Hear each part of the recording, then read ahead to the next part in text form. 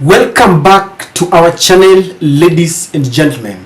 Kindly consider subscribing to our channel if you are visiting us for the first time. To all those who are returning subscribers and those who support our channel, asanteni sana. May God bless you. A looming diplomatic spat that is threatening to jeopardize the bilateral relationship between Kenya and Uganda is inevitable unless President Ruto and President Yoweri Kaguta Museveni sit down to resolve it. This looming spat is caused by our Kenyan pastoralists who cross over to Uganda in search of the scarce pasture and water. And Museveni complains that when they cross the border to Uganda, our pastoralists, especially the Turkana, carry with them guns and they perpetuate proliferation of guns. In the Ugandan side, Museveni says that his people are always disarmed. And he says that with this, there is increased rates of stealing there. And Museveni is so much vexed with this that he gave a warning. Look at the headline there as it was reported in the newspapers that Museveni issues ultimatum to deport Kenyans from Uganda in an 18-page order. Let me paint for you a picture that compelled Museveni to give a presidential executive order. That tells you just how serious it is. Museveni says that sometimes back he had warned these Kenyans that when they go to Uganda they should not be armed. So he allowed them to just cross over and graze their cows then come back.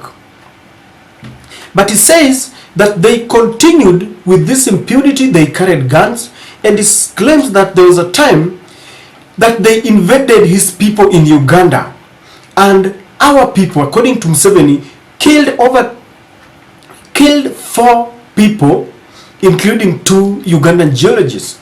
Not only that, he says that they stole over 2,245 cattle.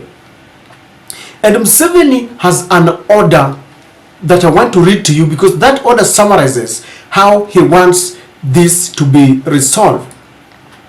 And this is what the order says. And it says that in an executive order dated 19th 2023, Museveni said he has given the Turkana population in Uganda 6 months to return all the cattle they have allegedly stolen within Karamojong around the Kobebe Dam. Now look at the order.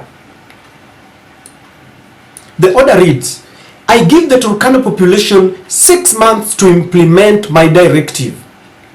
If, however, the issue of the guns illegally entering Uganda, the handover of the criminals who killed the geologist, or the use of traditional justice and return of the stolen cattle are not resolved, I will have no alternative but to expel all the Kenyan Turkanas and their cattle, and they will never be allowed to re-enter Uganda with their cattle. That is part of the executive order. Now Museveni is really annoyed, and that summary of that order summarizes what he wants. Number one, Museveni says that he wants the Kenyan government to hand over the criminals to the Ugandan counterpart. So that executive order summarizes what Museveni wants. Number one, he wants the Kenyan government to hand over all those criminals, quote unquote, to the Ugandan government to be charged at a Ugandan martial courts. And I remember at some point I was reading that this came after a few months when some of our Kenyan counterparts were charged and given 20 years in jail and they are serving 20 years in jail. So Museveni wants the Kenyan government to hand over these criminal enterprises so that they can be judged in a Ugandan court. Number two, he wants the Turkana, he wants the Turkana pastoralist to compensate the Karamojong pastoralist the equivalent of the cattle that they allegedly stolen, and that is 2,245. And it's very clear about this, and it's explaining that they should be using methods to identify exactly their cattle so that no one feels exaggerated, no one feels exploited. Number three, Museveni wants a traditional method to compensate the victims, especially those who died. And so these are part of what Museveni wants, because he says the guns had been handed over to Uganda, but the perpetrators of these atrocities have not been handed over, and he means business, he wants them. Now when I heard this, I always say that one life lost is just life too many. And in as much as I understand the sentiments of Museveni, there is something that I want to add, because I have got reservations. In fact, I dare add that this must be resolved the soonest possible, so that we have our bilateral relationship remain without being interfered with. But I want to remind Museveni of one thing. We also have Kenyans who are suffering in the hands of the Ugandan soldiers. In Migingo Island, we have soldiers who are terrorizing our fishermen there. In fact, if you go there, it is the Ugandan flag that is flying, not the Kenyan flag. And when this issue was raised, President Museveni was rude to us. He told us that the waters are in Kenya, but the land is in Uganda. That was so rude to me. And what is good for the goose is good for the gander. If he feels so much offended when Ugandan counterparts are being persecuted, or when there are atrocities being perpetuated to Ugandan citizens, we feel the same way, because we are really sad when all our presidents, from the former president Mwai Kibaki and the former president Uhuru Kenyatta, sat back and watched as our fishermen were being persecuted and traumatized by Ugandan soldiers. And so if Museveni feels so much vexed, we are more than vexed.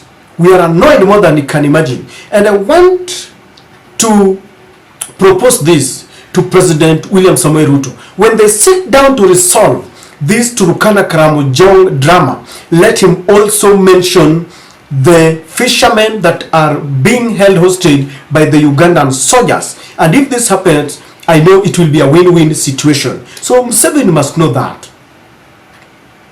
And if possible, this, and I feel that also President Ruto should also give the Ugandan counterparts, the Ugandan soldiers, 6 months to vacate from our soil, because this is unacceptable. It is the height of impunity.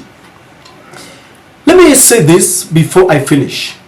This has really given the East African countries an opportunity to relook at the policies that govern their borders, so that we have a common border, and with a common search system, where if the pastoralists have to cross over either from Uganda to Kenya, from Kenya to Uganda, we should have maybe a military base there that will be checking, so that we avoid this kind of unnecessary deaths. I really don't support this kind of atrocities where people go there to look for pasture, but then they continue to kill their counterparts. So we should look at the border policies. Number two, for a very long time we neglected the pastoralist, and we need to look at policies within our country, how we take care of our pastoralists. And I want to propose that we could, every election year, I hear presidential candidates proposing that they will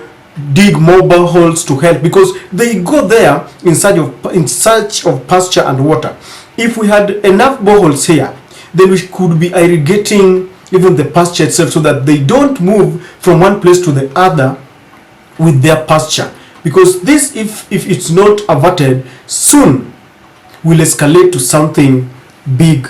I think the government should now relook at it, because it is not only interfering with the peace in Uganda. Today we are grappling with the peace in Turkana, where pastoralists and bandits continue to rage on innocent Kenyans. And I think we should take this opportunity to relook at how we disarm these communities, maybe give them amnesty, and if possible, we try to be tough on them. So ladies and gentlemen, Yoweri Kaguta Museveni is right, but what is good for the goose is good for the gander.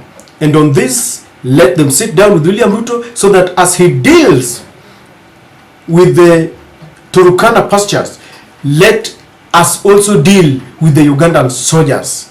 I don't know what you think, but that is my take.